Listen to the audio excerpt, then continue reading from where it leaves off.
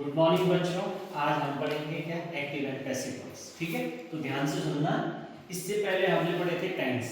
जब आपको टेंस का नॉलेज हो जाता है और अन्य जो पार्ट ऑफ स्पीच है उनका नॉलेज हो जाता है, उसके बाद एक्टिव एंड पैसिव वॉइस जो है बहुत ही इंपॉर्टेंट है और आज हम इसको पढ़ेंगे। सबसे पहले active and passive voice, Hindi में जिसे कहते हैं एक्टिव को कृतवाच्य और पैसिव वॉइस को कहते हैं कर्मवाच्य।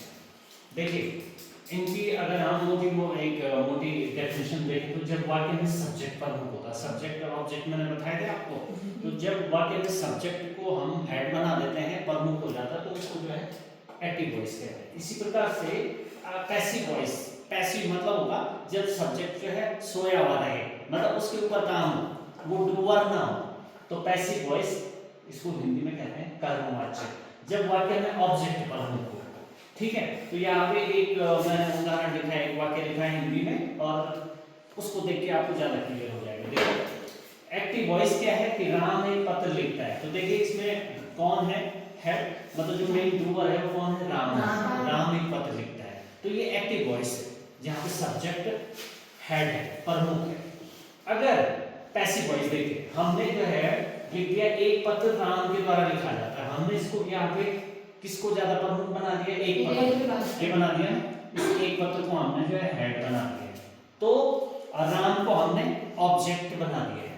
तो देखिए इंग्लिश में ऐसे ही लिखा मैंने एक्टिव वॉइस, ये देखो, राम राइट्स ए लेटर, ये टेंस है, टेंस वाइज हम पढ़ेंगे, ठीक है ना।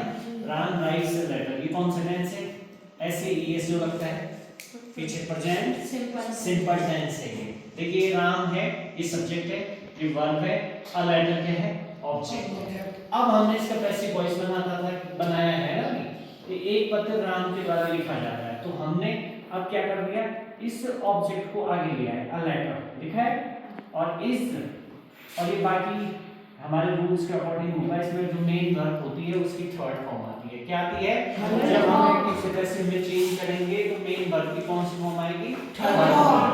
और इसको सब ऑब्जेक्ट के बाद जो है, इसके बाद जो है बाय कनेक्टर होगा एक प्रकार का, और उसके बाद तब सब्जेक्ट को, तो देखो हमने दोनों के सब्जेक्ट और ऑब्जेक्ट को बदल दिया है, बदला है नहीं बदला, इसलिए यहाँ सब्जेक्ट को पीछे लेंगे और इसके ऑब्जेक्ट को आगे लेंगे। तो ये पैसिव वॉइस है। एक्टिव से पैसिव में सिंपल सा है, थोड़ा रूल्स हमें ध्यान रखने, एक एक करके हम आगे करेंगे।